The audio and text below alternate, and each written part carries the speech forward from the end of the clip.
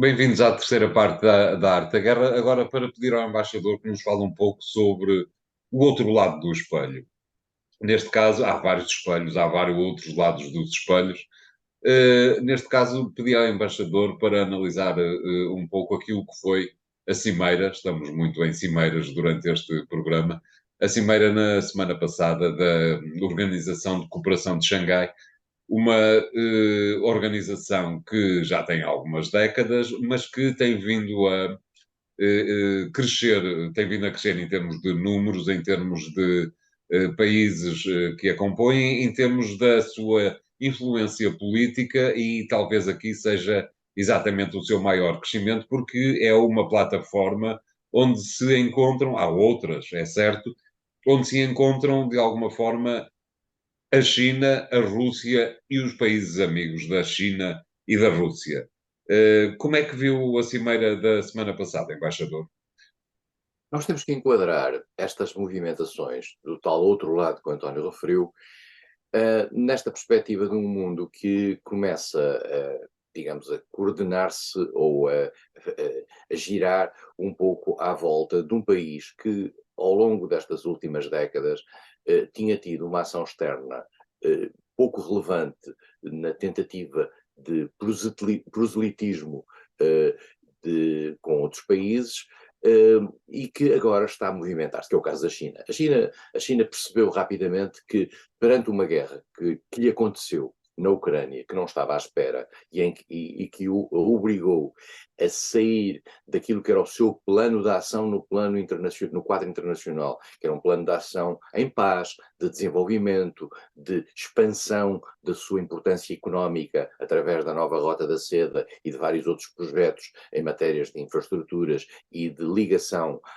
apoio, cooperação com vários países, quer africanos, quer latino-americanos, quer mesmo europeus. A China caiu-lhe esta guerra numa polarização muito grande entre o Ocidente, por um lado, e o outro lado. Tal sul global, como às vezes se diz, e que eu não gosto de utilizar, porque não há nenhum sul global. Há um sul muito diferenciado e nunca é global. A China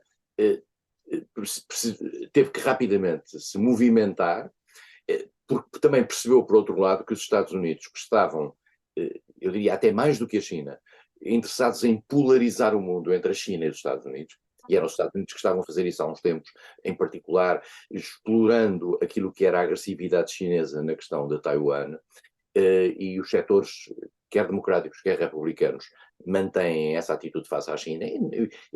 O conflito global que os Estados Unidos tinham não era com a Rússia, era com a China. A Rússia é um fator de diversão, e foi um fator de diversão também para a China, isto é, a China não estava à espera que isto acontecesse. E, portanto, isto caiu-lhe e teve que gerir esta situação. E, ao gerir esta situação, começou a movimentar as suas pedras em relação às áreas em que tinha uma capacidade de agregação de vários outros Estados.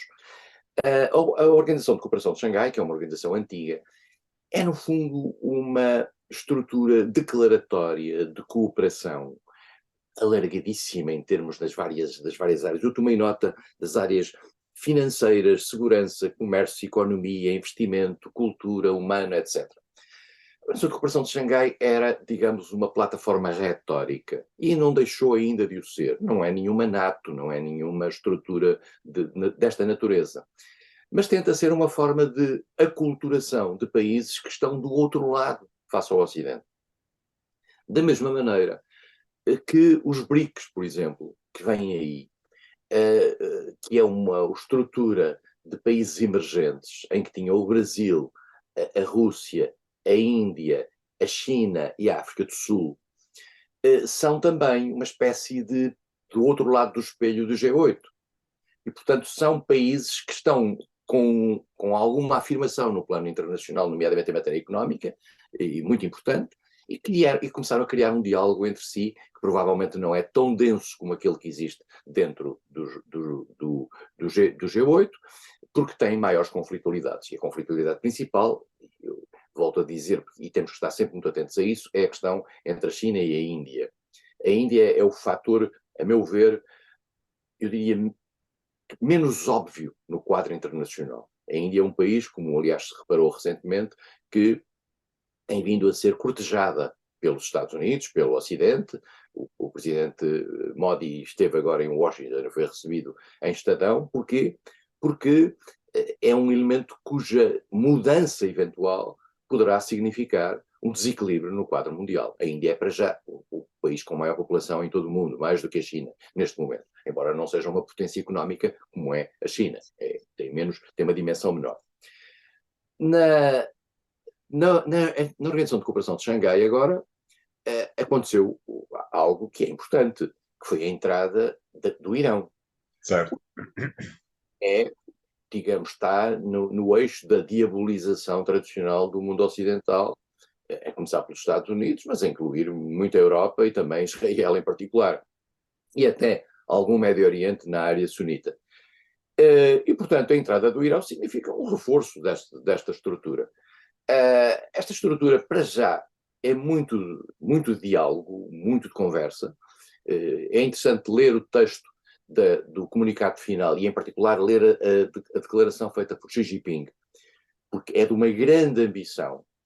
E há um ponto que para mim me marcou muito e que devo dizer que há uns anos me faz pensar relativamente à mudança no mundo, que é este mundo, o mundo ocidental, que é o mundo vencedor das últimas décadas, criou à sua volta uma doutrina, uma filosofia, e essa filosofia é feita da liberdade dos países democráticos, do capitalismo e de uma certa ideia liberal, no sentido filosófico tradicional. E também ligada à questão dos direitos humanos, à questão de um conjunto variado de direitos, que são menos interessantes para o outro lado. A China e este grupo de países têm como base essencial da sua postura mundial a não ingerência nos assuntos internos dos outros. Isto é, eu posso matar quem quiser, eu posso torturar quem quiser, eu posso não cumprir os direitos humanos. Isso não significa que nós nos interessemos nessa questão. Portanto, dá aos países uma grande liberdade em matéria da gestão da sua própria dinâmica política, o que é ótimo para as autocracias. As autocracias vivem à vontade porque sabem que nesta cooperação nunca estarão sujeitos a um compromisso de valores, como é o caso do mundo ocidental. E está-se a criar à volta disto, e a China definiu isto, e isto está, aliás, no comunicado, esta expressão, a ideia de criar uma comunidade para um destino comum da humanidade. É uma espécie de alternativa de filosofia, diferente. Evitar interferências e, por exemplo, evitar interferências sob o pretexto da luta contra o terrorismo, sob o pretexto da agressão nacionalista e dos extremismos, e lutar contra a xenofobia, contra a intolerância religiosa, contra a discriminação ética ou racial, contra as ideias do fascismo. É interessante a maneira como o texto está, as ideias do fascismo, e contra o chauvinismo. Está ali todo um receituário imenso. A China está a criar o seu mundo e está a tentar desenvolver o seu mundo.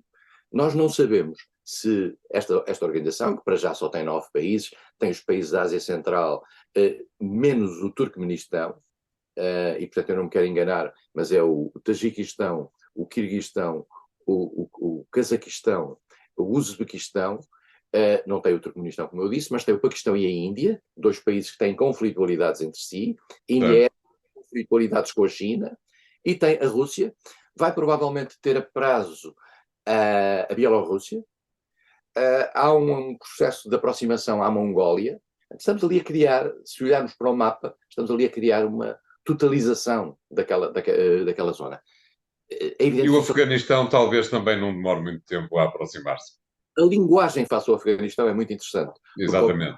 Uma grande preocupação face ao Afeganistão, e há uma ideia de não deixar os talibã sozinhos, embora sabendo que, digamos, o comportamento dos talibã merece fortes críticas, mas há uma ideia de não deixar os talibã sozinhos, há uma linguagem de acomodação, de tentativa de acomodação, que aliás esteve sempre presente na atitude chinesa face aos talibã. Não que apoiassem necessariamente aquele tipo de regime, mas no sentido de que é uma realidade, e como é uma realidade que ali está, há que contar com ela. E depois a relação, por exemplo, entre os talibã, como nós sabemos, e o Paquistão era importante. Nós sabemos a relação que havia entre a Índia e o governo que caiu há um ano e meio, ou há mais de um ano e meio, no Afeganistão. Portanto, há ali um conjunto, uma matriz interessante. Portanto, a Organização de Cooperação de Xangai é para já uma plataforma declaratória, mas estamos a caminho da criação de uma espécie de nova doutrina e de nova filosofia, à luz um pouco daquilo que é o interesse da China e à luz um pouco daquilo que é o interesse de países que não gostam de ver o mundo exterior imiscuir-se nas suas questões internas, particularmente porque na maioria desses mesmos países as questões internas são marcadas por modelos autocráticos que naturalmente não gostam de ser espiolhados. Exatamente. É um tema claramente que vamos continuar a seguir nos anos mais próximos. Obrigado, embaixador. O programa fica hoje por aqui. Podem continuar a acompanhá-lo ou ouvi-lo novamente no podcast que encontram no site do Jornal Económico. Obrigado, até para a semana.